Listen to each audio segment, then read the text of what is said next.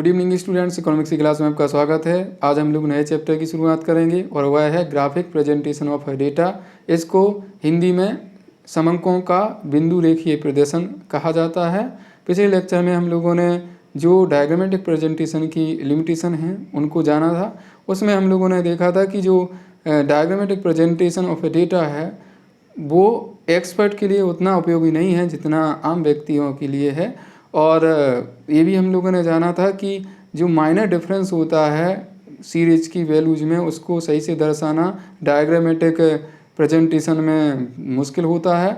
और जो आगे हम लोगों ने समझा था जो भी उसकी अगली लिमिटेशन थी और वह थी कि जो डायग्रामेटिक प्रेजेंटेशन है उसको आगे जो स्टैटिकल एनालिसिस है उसमें प्रयोग नहीं किया जा सकता। और साथ ही साथ जो डायग्रामेटिक प्रेजेंटेशन है इसका कुछ व्यक्तियों द्वारा मिसयूज भी किया जा सकता है अगर डायग्राम को सही नहीं बनाया जा रहा है।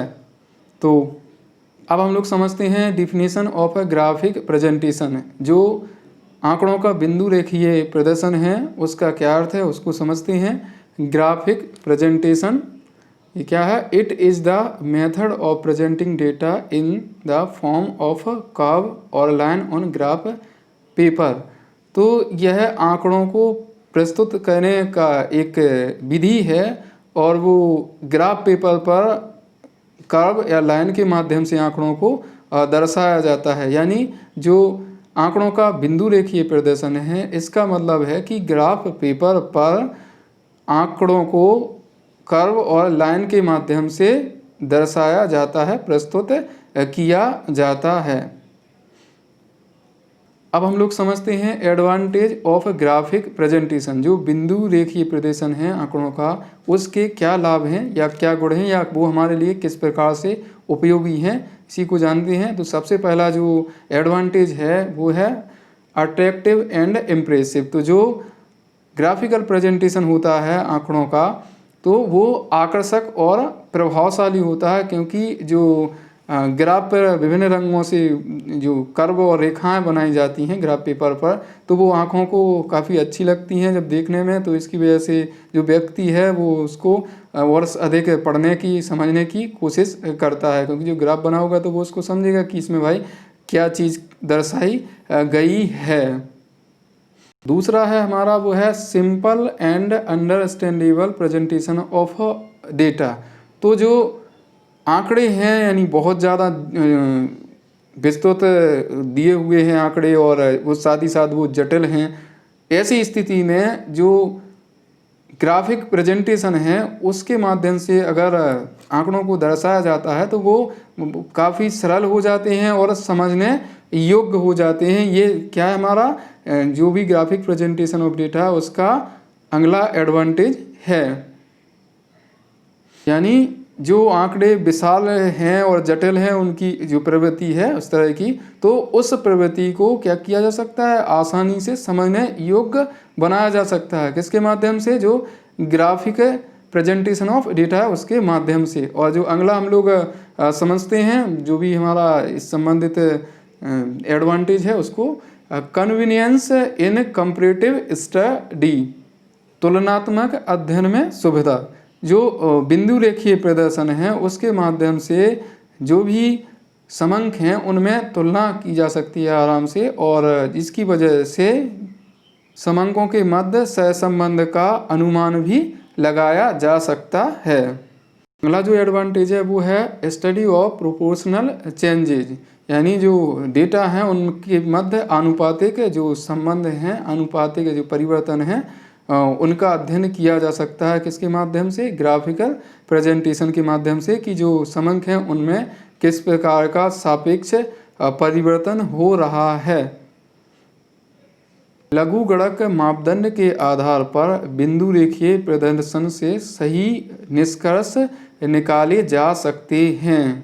अगला जो एडवांटेज है वो है हमारा study of data of different unit. जो विभिन्न मापों में इकाइयाँ दर्शाई जाती हैं यानी उनके माप अलग अलग हैं तो उसको भी जो ग्राफिकल ये यहाँ पर हम ग्राफिक प्रेजेंटेशन की बात कर रहे हैं तो उसके माध्यम से उनके जो भी वैल्यूज हैं उनको भी ज्ञात किया जा सकता है, साथ ही साथ उन्हें प्रेजेंट भी किया जा सकता है।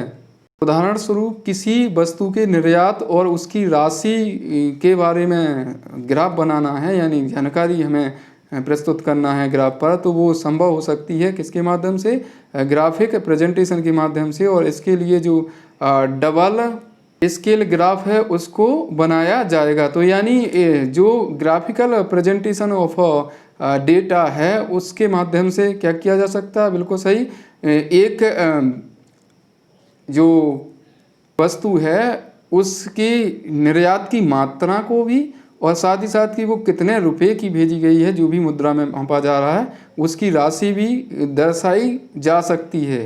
किसके माध्यम से, डबल स्केल ग्राफ के माध्यम से। यानी एक ग्राफ पेपर पर कितने ग्राफ बनेंगे, बिल्कुल सही, इस तरह से जो कर्व बनेंगे, वक्र बनेंगे, वो 2 बनेंगे। अगली जो ग्राफिक प्रेजेंटेशन ऑफ डेटा की एडवांटेज है वो है लोकेशन ऑफ पोजिशनल एवरेज। तो जो पोजिशनल एवरेज हैं, जैसे मोड हुआ, मीडियन हुआ, चतुर्थक हुआ, तो इनको दर्शाया जा सकता है किसके माध्यम से, बिल्कुल सही, ग्राफ के माध्यम से दर्शाया जा सकता है। आपको बता दें कि जो हम लोग डायग्रामेटिक प्रेजेंटेशन पढ़े हुए हैं तो उसके माध्यम से जो पोजिशनल एवरेज है उनको नहीं दर्शाया जा सकता, उनका पता नहीं लगाया जा सकता। लेकिन जो ग्राफिकल प्रेजेंटेशन ऑफ डेटा है, यानी ग्राफ पेपर पर जो पोजिशनल एवरेज है उनको पता कर सकते हैं हम किसकी मदद से, बिल्कुल सही, ग्राफिक प्रेजेंटेशन की मदद से। यानी समंकों का जो रेखाचित्रीय प्रस्तुतिकरण है उसके माध्यम से हम लोग जो आपका मोड है, इसको हिंदी में भूयष्टक बोलते हैं, और आपकी मीडियन जिसको हिंदी में मध्यिका बोला जाता है, और चतुर्थक, इसको पता कर सकते हैं किसके माध्यम से, ये आपका ग्राफिक प्रेजेंटेशन के माध्यम से।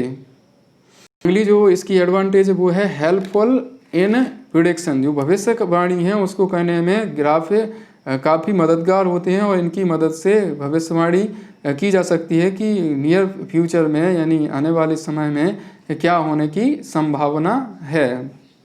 और अगला जो एडवांटेज है वो है यूनिवर्सल यूटिलिटी, यानी सार्वभौमिक उपयोगिता। तो जो ग्राफ हैं इनकी सार्वभौमिक उपयोगिता है, यानी इनका विभिन्न क्षेत्रों में उपयोग किया जाता है। जो यूनिवर्सल यूटिलिटी है, सार्वभौमिक उपयोगिता, इसका मतलब यही है कि इसका बहुत से क्षेत्रों में क्या किया जा रहा है, उपयोग किया जा रहा है, चाहे वो इकोनॉमिक्स हो या गवर्नमेंट हो, व्यापार हो या फिर विज्ञापन हो। तो बहुत से क्षेत्रों में आज के समय में जो ग्राफ हैं उनका उपयोग किया जा रहा है।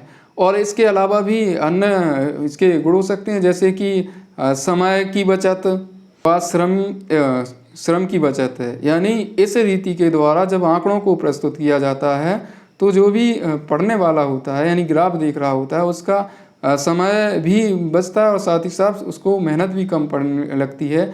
हम स्वयं ही एक उदाहरण के माध्यम से समझ सकते हैं। जैसे एक रोगी के तापमान का जो ग्राफ है वो देख के ही हम पता लगा सकते हैं कि उसकी स्थिति में सुधार हो रहा है कि वह बिगड़ रही है, क्योंकि ग्राफ आप देख सकते हैं स्क्रीन पे, कंप्यूटर की भी स्क्रीन पे, जो डॉक्टर देखकर वो उसके टेम्परेचर का रोगी के उस संबंधित रोगी के बारे में निष्कर्ष निकाल सकता है कि इसका हालत में सुधार हो रहा है कि ये और उसकी बिगड़ रही है। तो इस प्रकार से जो ग्राफ हैं उसका हमारे दैनिक जीवन में भी यूज हो रहा है और साथ ही साथ जो ट्रेड है, गवर्नमेंट भी यूज करती है।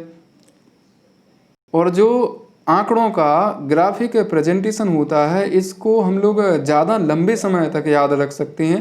जो आंकड़े होते हैं अगर उनको संख्यात्मक रूप से हम लोग देखें तो जैसे टेबल में मान लीजिए आप समझ रहे हैं, तो वो लंबे समय तक याद नहीं रख सकते, क्योंकि ढेर सारे आंकड़े दिखते हैं तो समझने में भी दिक्कत होती है, समय भी ज़्यादा लगता है। लेकिन अगर हम लोग ग्राफ देख लें तो उसके ग्राफ के माध्यम से हम लोग बाकी जो अन्य प्रस्तुतिकरण के यानी प्रेजेंटेशन के मेथड हैं, विधियाँ हैं, उनकी तुलना में हम जो ग्राफ के माध्यम से प्रस्तुतिकरण किया गया है उसको लंबे समय तक याद रख सकते हैं। तो इस प्रकार से आज हम लोगों ने समझा कि जो ग्राफिक प्रेजेंटेशन है डेटा का, उसकी मीनिंग के बारे में, और जो इसके एडवांटेज है कि ये हमें कहाँ कहाँ उपयोगी है, तो उसकी प्रमुख एडवांटेजों के बारे में भी समझा। इसके आगे हम लोग अगले लेक्चर में समझेंगे। धन्यवाद।